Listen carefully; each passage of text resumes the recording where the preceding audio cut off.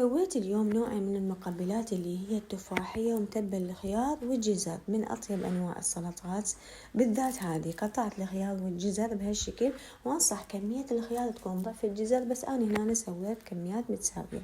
ضفت عليها الملح والبهارات وكل التفاصيل والمكونات والمقادير حتكون مكتوبة أسفل الفيديو. وضفت صوص كاتشب، دبس الرمان، عصير ليمون وزيت الزيتون وخلطة زينة.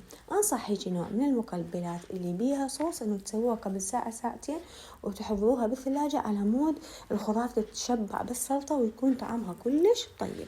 هسه حنسوي التفاحية. قطعت تفاح تقريبا 3 تفاحات، جزراية سلقتها قطعتها وسلقتها، عصير برتقال يحافظ على لون سلطة، وعصير تانك اللي مثل ما شفتم واضح بالفيديو، ومايونيز وشوية لبن. خلطت الصوص على جهة وضفت عليه التفاح والجزر بس، وهم خليتها بالثلاجة ساعة ساعتين وتتقدم. طعمهم يجنن، أتمنى عجبتكم.